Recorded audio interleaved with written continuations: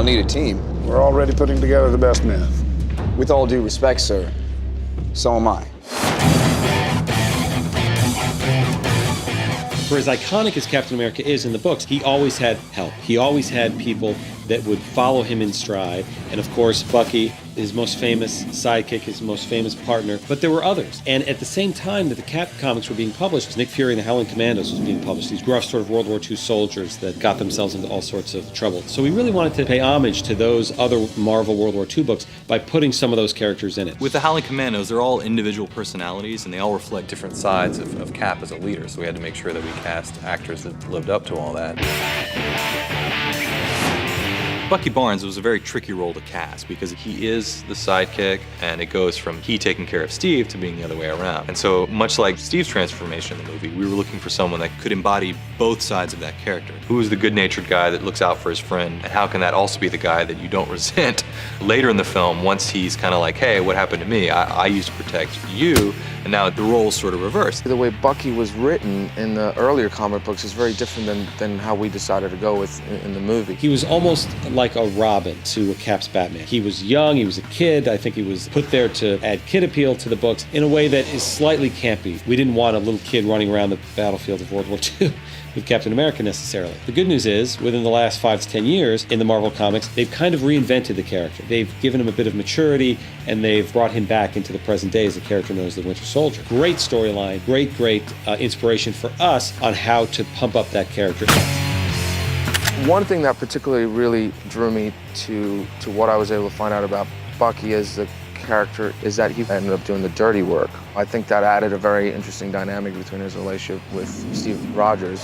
Captain America was always kind of like the symbol and the guy that kind of walked away with the spotlight. And Bucky was trained to do sort of the stuff around the edges. And I really liked that because I thought it added sort of a different edge to him.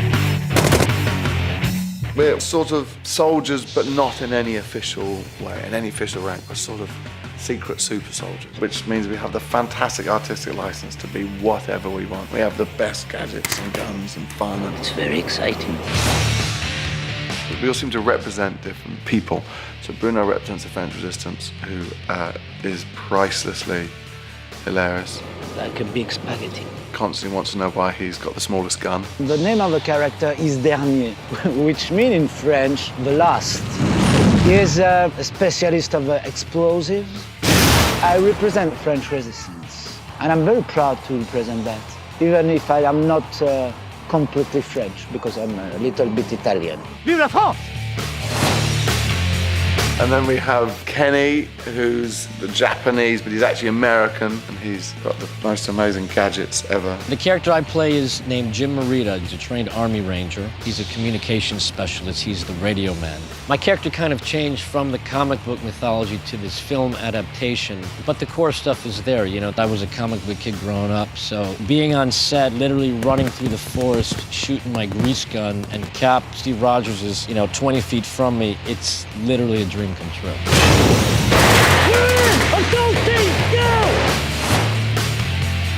And then Derek Luke, who's wonderful and the sweetest man possible. He's holding a .30 caliber machine gun strapped to his side and shooting every piece of this set to smithereens. What I like about my character, Gabe Jones, is that Gabe probably was one of the first African-American comic characters. Stan Lee, who created him, I guess when he first wrote him, created him, the illustrator got the information and thought it was a mistake and filled him in as a white character. Gabriel is a musician. He's an excellent soldier. So that's what I loved about Gabe and getting a chance to play him. Felt like, man, I'm a part of something new. Wait! Oh, we're in. And then brilliant Neil O'Donnell, who's fantastic, huge. He wins the moustache. He's got a living animal on his face. And his is real too. Yeah, it's sad now. I shaved the mustache off a couple days ago. I missed that mustache because that was Dum Dum, and now the mustache is gone. I don't feel like Dum Dum. I feel like I lost 25 pounds. Dum Dum Dugan was a circus strongman and was pulled out by Nick Fury. He's one of those big beer-drinking, fun kind of guys, but if there's a fight to be had or if a door needs to be busted down or if one of the Hydra guards needs a whooping, he's the guy to do it, and I've had a blast playing him.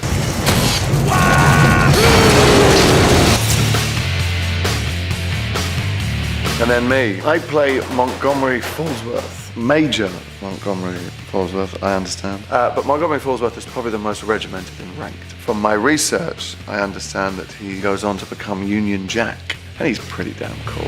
Roger! You might need this! Thanks!